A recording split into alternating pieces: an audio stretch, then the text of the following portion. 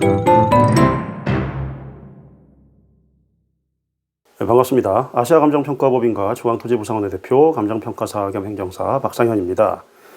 최근에는 제 채널에서 자주 언급하고 있지는 않지만은 제 초기 유튜브를 보시다 보면은 시가감정, 흔히 얘기하는 사감정에 대한 효과, 유무를 다룬 영상을 보셨을 겁니다.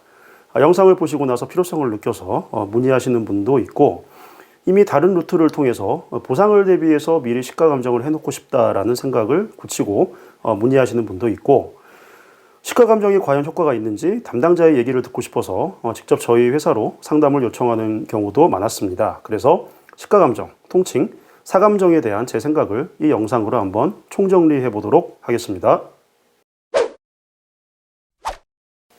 저는 2007년 감정평가사 시험 합격 이후에 2017년까지 만 10년 정도 이른바 대형 감정평가법인에서 근무했었습니다. 감정평가 업계는 대형 감정, 그리고 소형 감정, 개인사무소 이렇게 그 세 가지 업태로 나눠져 있는데, 각 업태별로 주로 다루는 업무 영역이 제법 차이가 있습니다. 이 보상평가로 딱 국한을 해보면은 이 대형 감정은 주로 사업시행자 쪽 일을 많이 하기 때문에 대형에 근무하는 평가사님들은 대체로 보상평가에 있어서 좀 보수적인 시각을 가지는 경우가 많습니다. 저 역시 대형 감정에서 근무하면서 처음 평가를 선배들한테 배울 때 보상 목적의 시가감정은 수임하지도 말고 상담조차 하지 말라라고 배웠습니다. 그 이유는 분쟁을 조장하는 평가이기 때문이라는 것이었습니다. 이것이 바로 사업시행자적 시각이라는 것입니다. 사업시행자는 당연히 보상금을 좀 아끼려고 하겠죠. 반면 그 약자인 토지 소유자 쪽에서 분쟁을 야기시켜야지만 정상적인 보상금 책정에 가까워지지 않겠습니까? 대형 감정 입장에서는 분쟁의 소지가 될 보상 대비 시가감정 평가서 발급을 자제함으로써 추후에 그 수용 사업에서 사업 시행자 쪽 평가를 담당할 다른 대형 감정과의 분쟁 소지를 미연에 방지하겠다라는 생각이 기저에 쫙 깔려 있는 것입니다. 저희 법인의 시가감정을 문의하시는 분들 중에 일부는 이렇게 얘기하십니다. 난 아는 평가사님이 있어서 물어보니까 뭐 그런 평가 해봐야 소용이 없다던데 누구 말이 맞는 거냐? 라는 것입니다. 이때 그 물어봤다는 그 상대방 평가사님은 대형 감정평가법인에 소속된 평가사님일 확률이 높습니다. 저 역시도 대형에 있을 때 그렇게 배웠기에 저희 아시아감정평가법인과 중앙토지보상원을 창립하기 전까지는 그렇게 생각하고 있었습니다. 시가감정이 무용하다고 얘기하시는 평가사님에게 저는 반문해 봅니다. 그럼 수용을 당하는 토지주 입장에서는 사실상 이게 토지보상에 대비하는 유일한 수단이 아닌가요? 이렇게 얘기하면은 대부분의 평가사님들은 반박을 잘 못하십니다.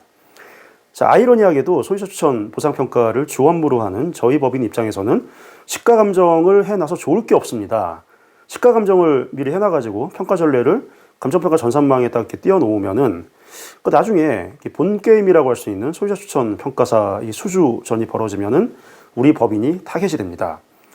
저희는 충분한 검토를 거쳐가지고 이 정도 가격 수준이면은 이 수용 당하는 토지주 입장에서는 최선의 이 포석을 두는 거다라고 판단하는 금액으로 감정평가 전례를 시가감정으로 띄워놔도 막상 수주전이 벌어지면은 그 금액이 매우 낮다. 따라서 아시아는 실력 없는 법인이다라는 취지로 다른 경쟁평가법인의 공격 대상이 되는 경우도 실제로 있었습니다. 그래서 저희 법인의 직원들은 어떨지 몰라도 적어도 제가 직접 시가감정을 먼저 권하지는 않습니다.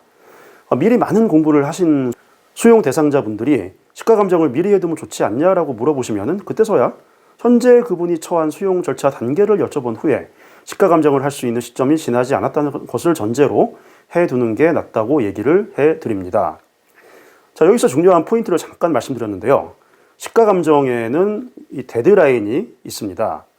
정비사업이면은 재개발같이 정비사업이면은 용도지역 종상향이 되지 않았다는 것을 전제로 사업 시행 인가 전까지, 도시계획 시설사업의 경우라면은 도로나 공원 만드는 거죠.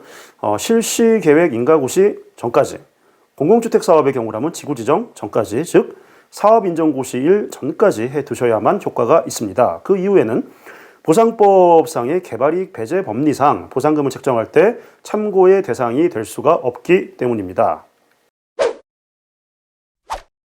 자, 이렇게 시기만 너무 늦지 않았다면 시가감정을 해두면은 그 금액이 나중에 실제 보상평가에 들어갔을 때 감정평가사들이 열람하는 정보체계에 등록이 되어서 평가를 수행할 때 가격 수준 논의의 시작점이 될 수가 있습니다. 한 해 하나 첫 협의 보상 가격이 다소 좀 낮게 나오더라도 추후에 수용 재결이나 이의 재결 행정소송 단계에서 있게 되는 재감정에서 감정평가 정보 전산망에 등재되어 있는 이상, 그 시가감정 전례가 등재되어 있는 이상 지속적으로 보상가 책정에 영향을 주게 됩니다. 자, 그렇다면은 시가감정을 무한정 높게 찍어 놓으면은 그 금액대로 가는 거 아니냐? 그렇진 않습니다. 이런 개념으로 너무 큰 기대를 가지고 접근하지 마시고 감정평가사들의 업무 패턴이나 업무 구조상 부당하게 최소한 낮게 감정될 수 있는 위험을 최소화시켜주는 역할을 한다 정도로 다소 보수적으로 정의하는 게 가장 나을 것 같습니다. 이상 감정평가사 겸 행정사 박상현이었습니다. 감사합니다.